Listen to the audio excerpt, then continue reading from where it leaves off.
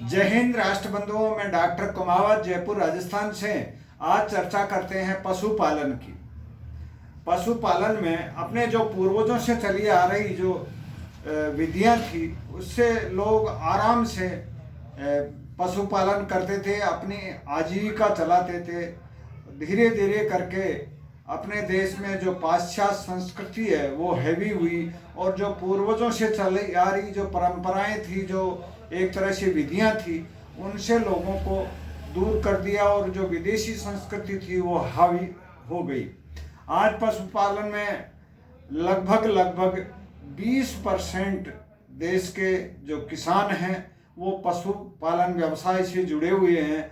अब दुर्भाग्य है अपने देश का कि जो विदेशी जो संस्कृति है या विदेशी जो तकनीक है, उसको एक तरह से बड़ी मान करके अपने जो पूर्वजों से चली आ रही बेहतर क्वालिटी की जो पशुपालन की विधियां थी, उनसे अपने को दूर कर दिया। और जिसका परिणाम देख रहे हैं कि पशुपालक उस पशु की दवाइयों में या जो उसका खान पान है उस पर जो विदेशी लोगों ने एक तरह से अपने देश पे थोप दी कि आपको ऐसा करना है, उससे इतना खर्चा हो जाता है कि वो अपना जो दूध का व्यवसाय है उसमें घाटा महसूस करता है।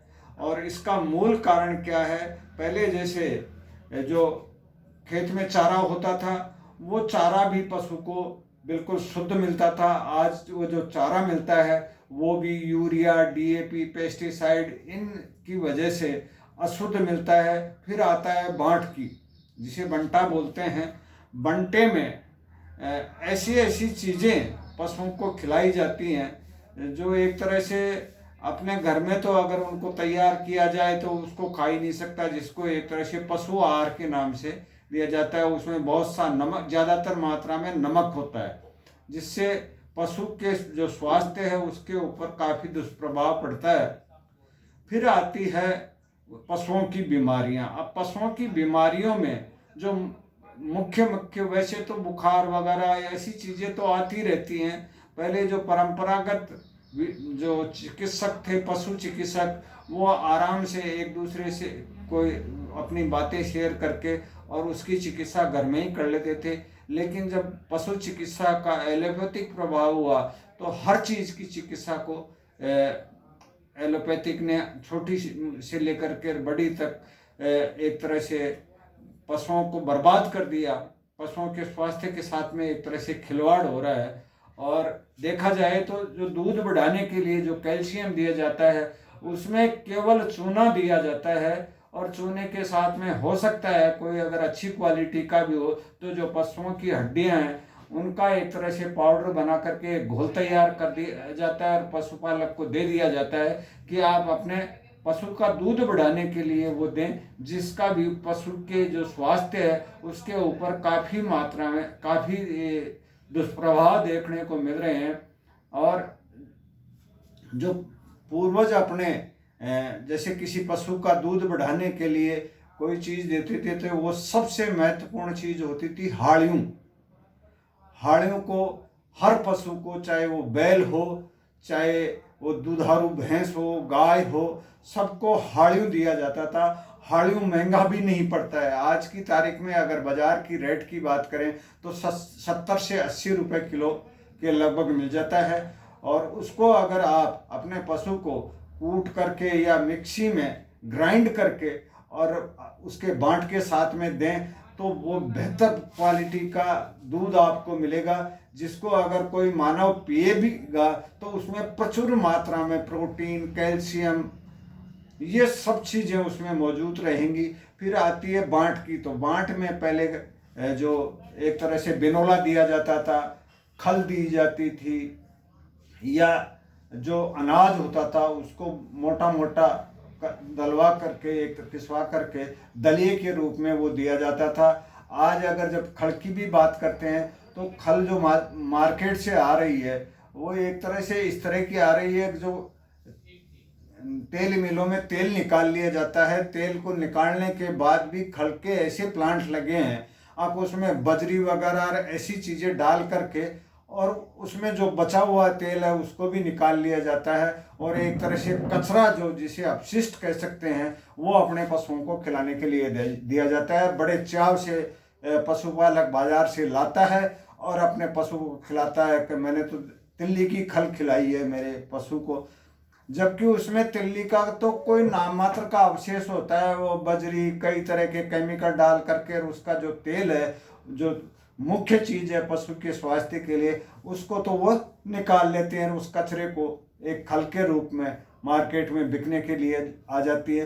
तो मैं सभी पशुपालकों से ये निवेदन करता हूँ कि आप, अगर आपको पशुपालन करना है तो तिल लें या सरसों लें, जो मूंगफली लें, और इनकी जो का तेल है जो गाढ़ी से खिलाएं के ऊपर पिला करके तेल को तो आप अपने घर की ज़रूरत के हिसाब से रख लें, या और अगर जो बचे उसको मार्केट में आप बेच सकते हैं। और उसके बाद में जो खल आती है उस खल को अगर आपके पशुओं को खिलाएंगे तो बेहतर स्वास्थ्य होगा पशु का, पशु कभी बीमार ही नहीं होगा। फिर आती है एक ऐसी बीमारी जो गर्भवती पशुओं में चली आ रही, चाहे गाय हो भैंसों में ज़्यादा देखने को मिलती है, और उसमें जो पशु का यूट्रस है वो बाहर आ जाता है, और वो जब पशु चिकित्सक को बुलाया जाता है तो वो इंजेक्शन वगैरह दे करके उसको रोकने का प्रयास करता है, और उन इंजेक्शनों के साइड इफेक्ट से वो पशु एक तरह से बर्बाद ही हो जाता है, जबकि उसका कोई बेहतर इलाज पशु चिकित्सकों के पास में नहीं है। अगर आयुर्वेदा की बात करें तो आयुर्वेदा में अपने जो पूर्वज थे वो अगर किसी पशु का यूट्रस बाहर आता था तो उसको एक लौंग देते थे, और एक लौंग देने के बाद में वो पशु स्वस्थ हो जाता था। अगर मैं होम्योपैथिक से हूँ तो होम्योपैथिक की अगर बात करूँ तो होम्योपैथिक में नक्स भूमिका की 1 या 2 बूंद आप अगर अपने पशु को दे दें तो इस समस्या से काफ़ी हद तक छुटकारा मिल सकता है, और आपके जो पशु का जो स्वास्थ्य है उसके साथ में भी खिलवाड़ नहीं होता है।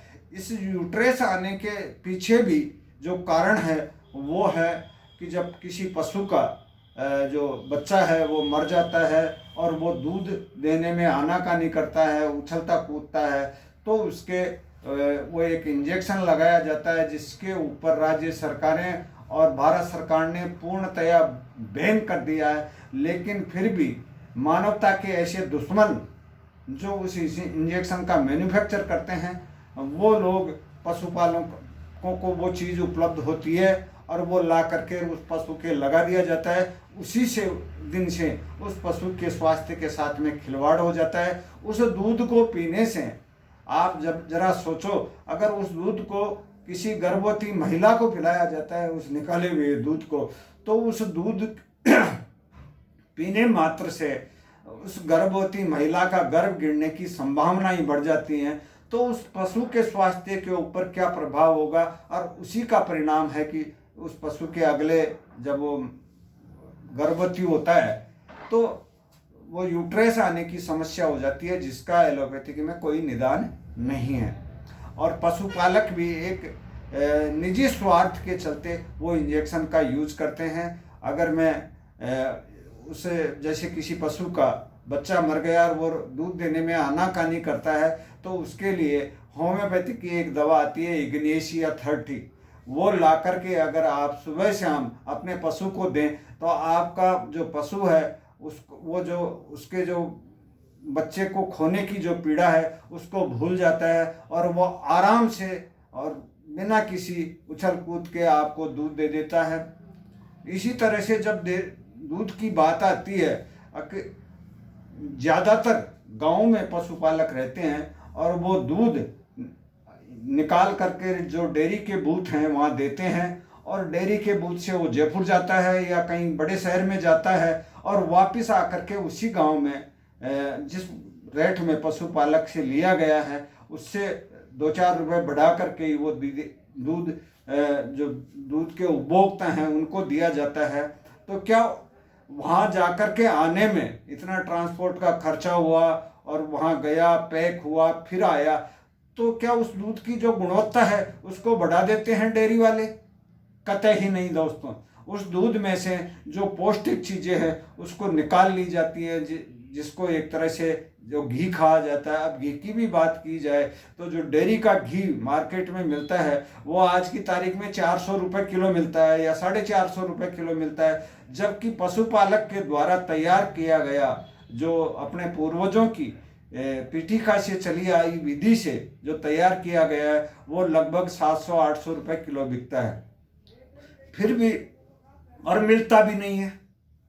शुद्धता की बात करें तो जब दूध के उपभोक्ता भी यहाँ गाँव में हैं और दूध को जो विक्रेता हैं वो लोग भी यहाँ हैं जो पशुपालन करते हैं, तो क्यों ना ऐसा सिस्टम बनाया जाए तो कि उन उपभोक्ताओं के पास में शुद्ध दूध मिले।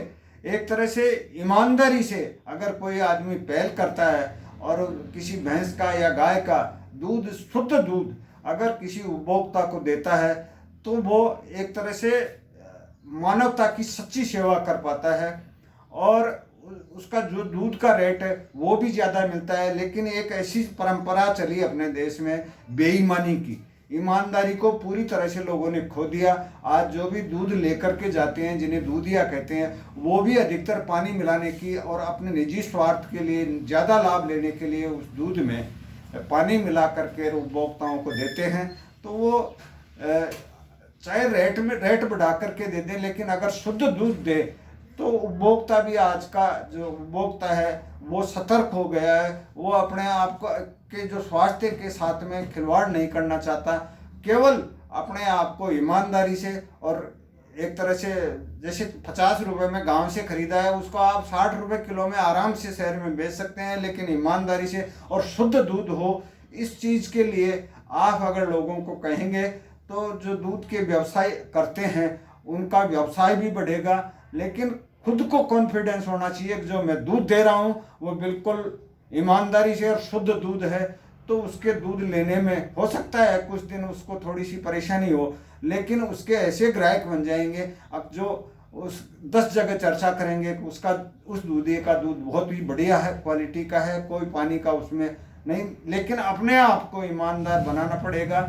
और जब बात आती है जो डेयरी का दूध आता है तो उस डेयरी के दूध को आराम से यहाँ से के जो उपभोक्ता है वो भी जाकर के बड़े ऐसे इत्मीनान से खरीदते हैं। अब मैं डेयरी का दूध लेके आया हूँ, लेकिन वो दूध एक तरह से पानी है, हो सकता है उसमें कई चीज़ें पानी से अच्छी हों, लेकिन जो दूध की गुणवत्ता है वो उसमें नहीं मिलती है। तो मैं आज इस वीडियो के माध्यम से सभी पशुपालकों को एक तरह से संदेश देना चाहता हूँ कि आप ईमानदारी से पशुपालन करें, देसी परंपराओं को अपनाएं। जैसे जो उसको पशु को चारा बंटा वगैरह खिलाते हैं वो बिल्कुल शुद्ध खिलाएं। वो जो दूध तैयार हो उस शुद्ध दूध को आप ऐसे अच्छे जो सोच रखते हैं उन उपभोक्ताओं को दें, जिससे अपने देश के स्वास्थ्य की बहुत अच्छी पहल कर सके। जय हिंद, जय राष्ट्रबंधु।